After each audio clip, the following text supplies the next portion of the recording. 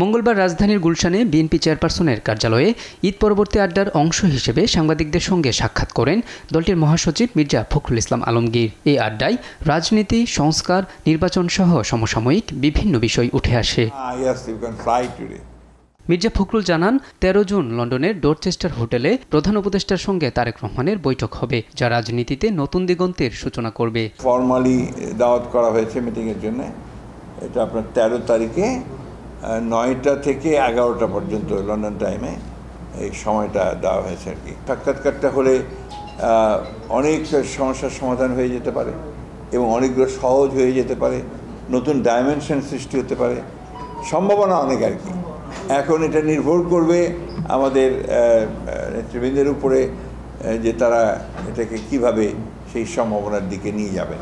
তিনি আরও বলেন, গণতন্ত্রকে সমুন্নত রাখতে এবং জাতীয় ঐক্য ধরে রাখতে সবাইকে দায়িত্বশীল হতে হবে। এই সময়টা আপনার গণতন্ত্রের উত্তরণের যে কালটা, ট্রানজিশনটা, এটাতে সকলের আমাদের খুব দায়িত্বশীল হওয়া উচিত। প্রত্যেকটা কথা আমাদের সাবধানে বলা উচিত। প্রত্যেকটি কথা আমরা এমনভাবে বলবো যে কথাগুলো আমাদের এই যে যাত্রা, একটা চ্যালেঞ্জ মোকাবিলা করার যে যাত্রা, এটা যেন বিঘ্নিত না হয়, ক্ষতিগ্রস্ত না হয়। এবং যেটা বারবার আমি বলে এসেছি, আমরা সবাই বলে এসেছি, যে জাতীয় ঐক্য ওই ক্ষেত্রে কিন্তু সবচেয়ে ইম্পর্টেন্ট।